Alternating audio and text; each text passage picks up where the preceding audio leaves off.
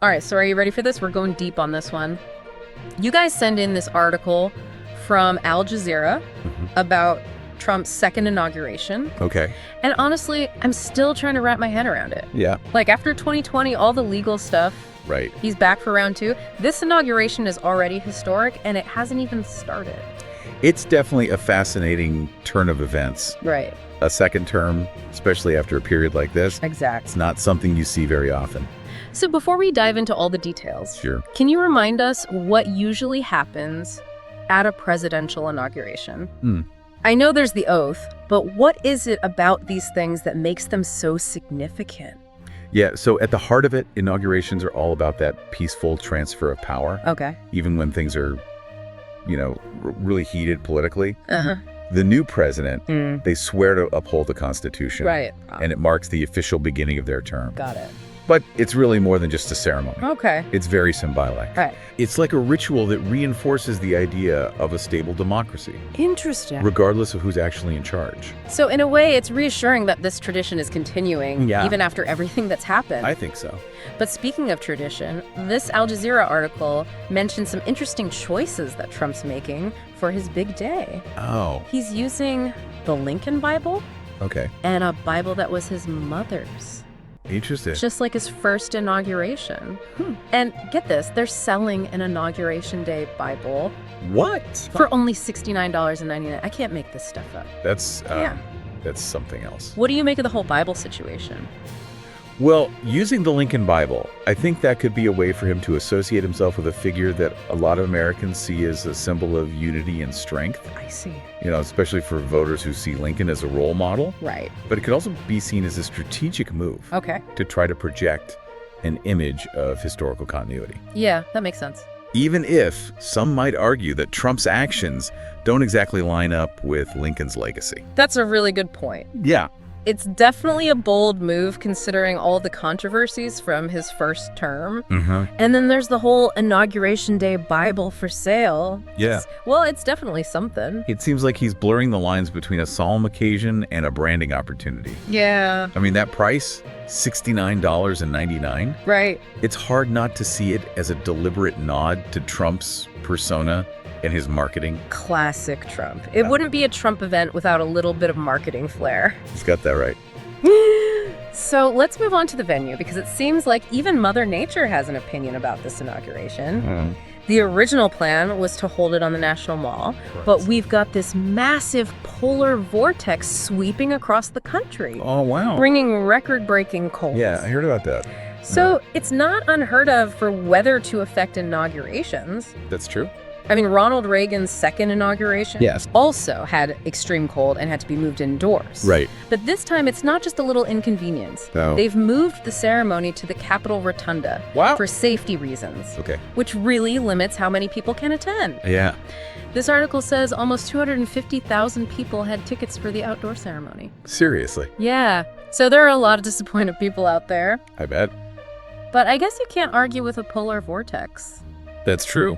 It really makes you wonder who gets priority with the limited space in the rotunda now. Yeah, good point. Will it be a mix of everyday people and VIPs? Right. Or will certain groups get preferential treatment?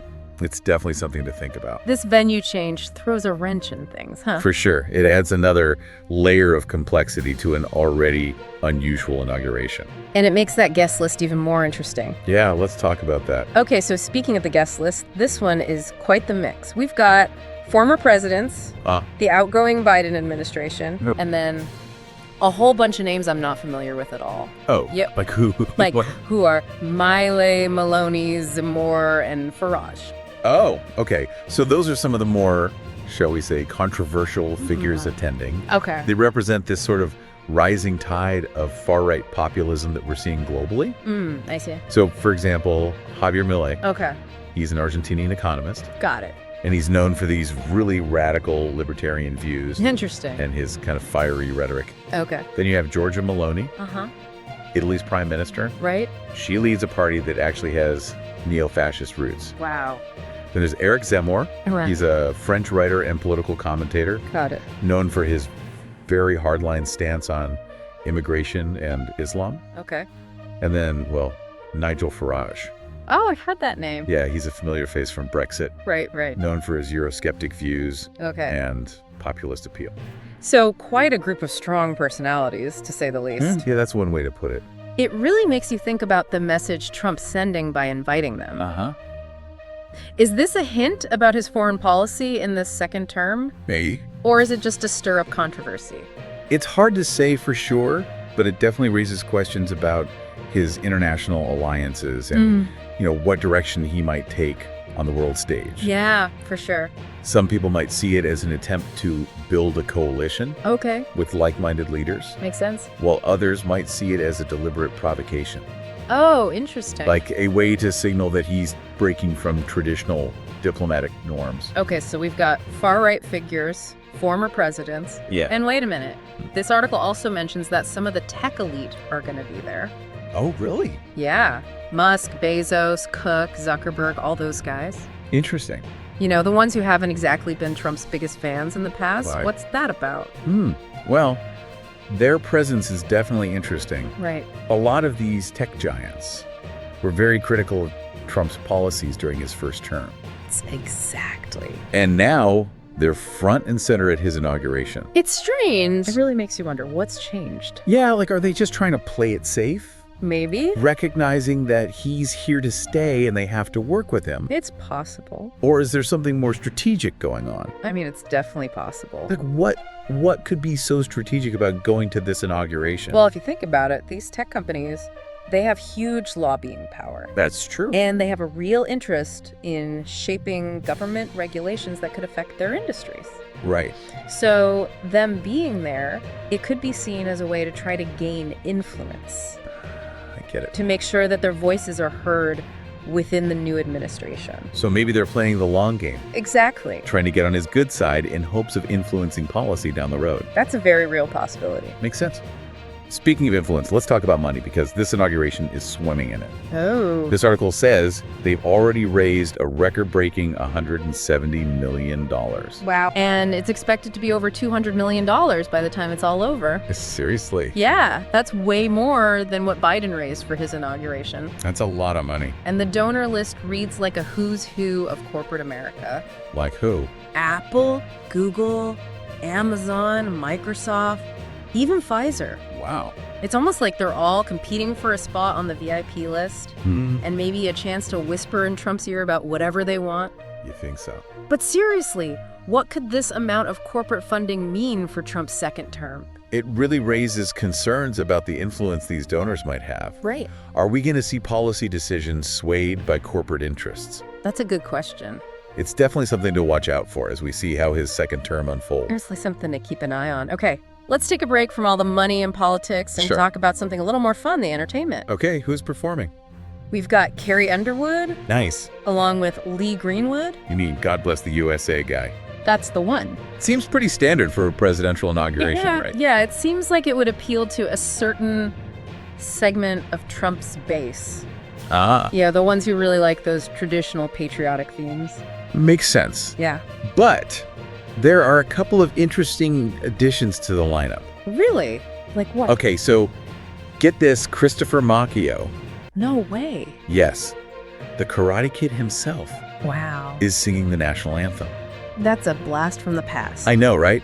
And to top it off, the Village People are performing YMCA. You're kidding? Nope. I can only imagine what that'll look like. That's quite a mix. Right.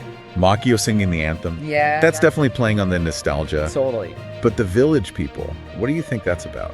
It's definitely a choice. Yeah. Some people might just see it as harmless fun. Oh. A way to lighten things up. Right. But then others might see it as a calculated move. Oh, Maybe an attempt to soften his image or even tap into nostalgia for a different time. Yeah. It's hard to know for sure. It is. It's never a dull moment with Trump, is it? No, that's for sure. But in the middle of all this celebrating, there's also something a little somber. Former President Jimmy Carter recently passed away. Oh, that's right.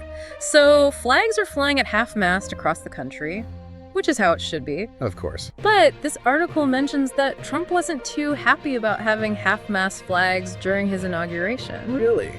Yeah, he actually objected to it, which is kind of breaking with tradition. Yeah, typically flags stay lowered for the whole morning period, Exactly. no matter what else is going on. Right, so it's almost like he was throwing a tantrum about the flags. Wow. What do you think that was all about? Well, it's hard to know for sure. Yeah. But some might see it as him trying to control the narrative, to project this image of strength and celebration, I can see. even though it's a time of mourning. Right. Others might see it as disrespectful, Yeah. a lack of sensitivity given the situation. Yeah, that's fair. It wouldn't be a Trump event without a little controversy, would it? You said it? This really makes you think about the image he's trying to project. Yeah, for sure. Okay, so we've covered a lot. The venue change, Uh-huh. the interesting guest lists, Right. all the money coming in from corporations, Yeah. the entertainment choices, Right. even the flag controversy. It's a lot. What does all of this tell us about what we can expect from Trump's second term? Well, it's like we're trying to solve a puzzle, but the pieces are really strange. Yeah. But if we look closely, we can start to see a picture forming. Okay, I like that. The fact that we have these far-right figures from other countries, Right. it suggests that there might be a change in foreign policy. Okay. Maybe a move towards isolationism or nationalism. Interesting. And the fact that these big tech companies are supporting him so strongly, Uh-huh. that could mean he's going to focus on economic policies that benefit those industries, I see. maybe even at the expense of other sectors. So we might see some big policy shifts. Possibly. And maybe even a change in global alliances. It's possible. That's a lot to think about. It is. And what about how the rest of the world is reacting to all of this? Oh, yeah. Everyone's watching this inauguration, right? Absolutely. This isn't just an American event. Nope. It's global. It's a global event. World leaders and political analysts, Yeah. they're all watching, trying to figure out what a second Trump term means. Right. What it means for international relations, trade agreements, global security. It's a little overwhelming to think about all the possible consequences. Yeah. It feels like we're at a turning point, and this inauguration is just the beginning. It's a pivotal moment for sure. This Al Jazeera article has given us a lot to think about. It really has. We've gone from Bibles to polar vortexes to the village people, It's been quite a ride. and it all comes back to this big question. What will Trump's second term be like? It's a lot to process. It is. And it shows us how important it is to stay informed and think critically Absolutely. and keep having these conversations. That's a great point. So after this deep dive into Trump's second inauguration, what are your biggest takeaways? What surprised you the most? And what do you think all of this means for the future? Let us know your thoughts. And in the meantime, keep exploring, keep questioning, and keep those conversations going. We'll catch you on our next deep dive. And it makes that guest list even more interesting. Yeah, let's talk about that. Okay, so speaking of the guest list, this one is quite the mix. We've got former presidents, Uh-huh. the outgoing Biden administration, Right. and then a whole bunch of names I've never even heard of. Oh, like who? Like who are Milei, Maloney, Zemmour, and Yeah. Farage? Oh, okay, so those are some of the more, how should I put this, controversial figures that are going to be there. Okay. They represent this kind of rising tide of far-right populism that's happening all over the world. I see. So like Javier Milei, Okay. he's an Argentinian economist. Got it. Known for these radical libertarian views. Interesting. And he's got this really fiery way of speaking. Okay. Then there's Giorgia Meloni. She's the prime minister of Italy. Right. And her party actually has neo-fascist roots. Wow. And then Eric Zemmour. Okay. He's a French writer and political commentator. Got it. Known for his really hardline stance on immigration and Islam. Okay. And then, well, Nigel Farage. Oh, yeah, I think I've heard that name. Yeah, he's a familiar face from the whole Brexit thing. Right. Known for his Eurosceptic views. Okay. And populist appeal.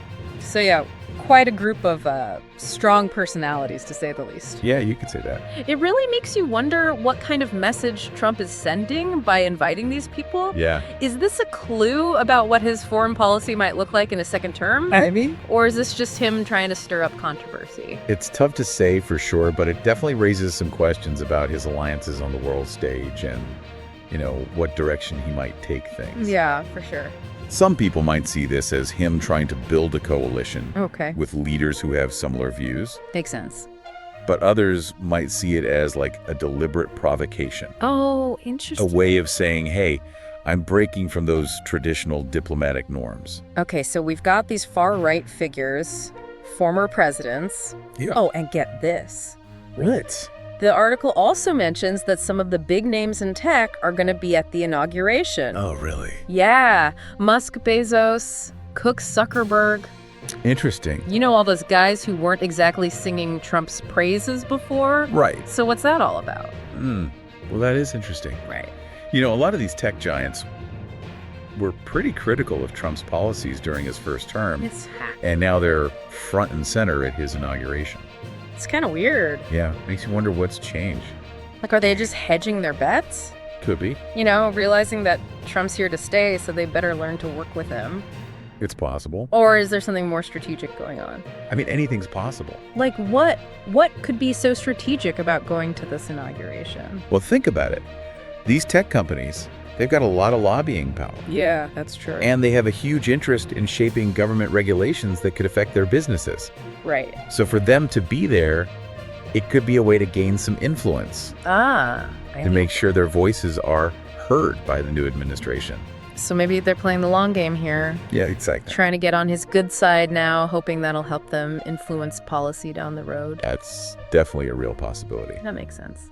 Sure. Speaking of influence, let's talk about money, because this inauguration has a ton of it. Really?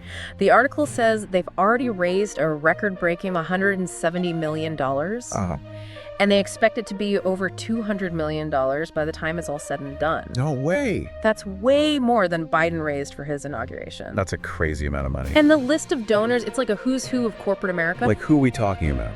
Apple, Google, Amazon, Microsoft, even Pfizer. Wow. It's like they're all vying for a spot on the VIP list and a chance to, whisper in Trump's ear about their pet projects. You think so?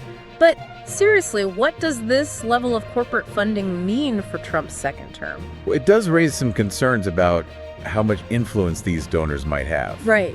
Are we going to see policy decisions being made because of corporate interests? That's a great question. It's definitely something to watch. Yeah. As we see how his second term unfolds. Yeah, something to keep an eye on.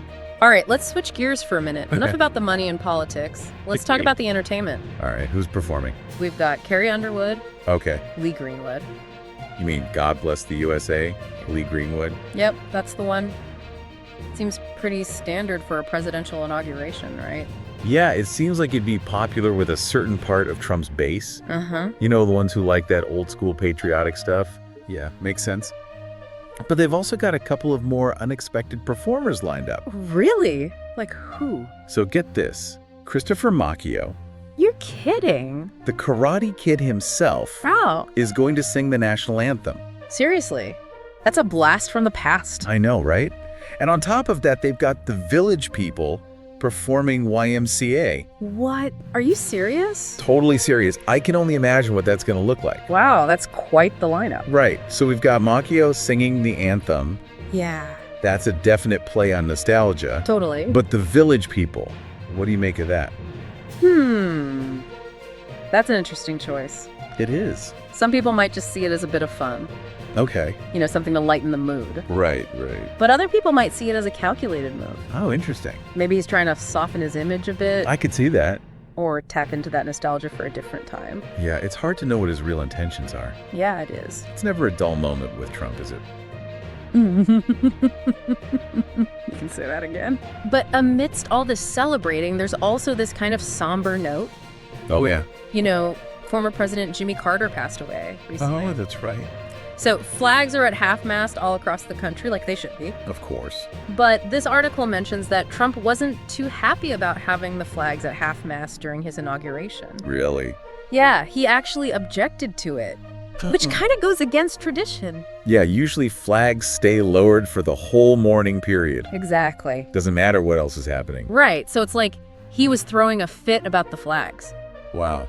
What do you think that was about? It's hard to know for sure. Yeah. But some people might see it as him trying to control the narrative. Project this image of strength and celebration. I could see that. Even though it's a time for mourning. Right. Other people might see it as disrespectful. Yeah. Like, he's not being sensitive to the situation. Yeah, that's fair. Yeah. It wouldn't be a Trump event without a little controversy, would it? Yeah, it really makes you think about what kind of image he's going for. It does. So we've covered a lot. The venue change. Yeah. That crazy guest list. Ah. All that corporate money pouring in the entertainment. Yeah. Even the flag thing. Mm-hmm. What does all of this tell us about what to expect from Trump's second term? Well, it's like We're trying to put together this puzzle, Right. but the pieces are all really weird. Yeah. If we look closely, though, I think we can start to see the bigger picture. Okay, I like that. So the fact that we have all these far-right leaders from other countries, Right. that could mean he's going to change up his foreign policy, Okay. maybe go in a more isolationist direction Interesting. or more nationalist one, Mhm. and then all that support from those big tech companies. That might mean he's going to focus on economic policies that help him out, I see. maybe even if it hurts other industries. So we might see some pretty big policy changes then. Yeah, possibly. And maybe even a change in who our allies are. It's possible. That's a lot to think about. It really is. What about the rest of the world? How are they reacting to all this? Yeah. The whole world is watching this inauguration, right? Absolutely. This isn't just some American thing. Yeah. This is global. Global. Yeah, world leaders, political analysts, everybody's watching. Trying to figure out what it all means. Right, exactly. What a second Trump term means for, international relations, trade deals, global security, the whole thing. It's kind of overwhelming to think about all the different things that could happen. It is. It feels like we're at this really important point in history. Mhm. And this inauguration is just the beginning. Yeah, it's a pivotal moment. This Al Jazeera article has really given us a lot to think about. It really has. We've gone from Bibles to polar vortexes to the village people, It's been quite a journey. and it all comes back to this one big question. What's Trump's second term going to be like? Yeah, that's the big question. It's a lot to process. It is. Yeah. And it really highlights how important it is to stay informed, Satisfying. to think critically about things, and to keep having these conversations. That's a great point. So after this deep dive into Trump's second inauguration, what are your biggest takeaways? What surprised you the most? And what do you think all of this means for the future? Let us know your thoughts, and in the meantime, keep exploring, keep questioning, and keep those conversations going. We'll catch you on our next deep dive.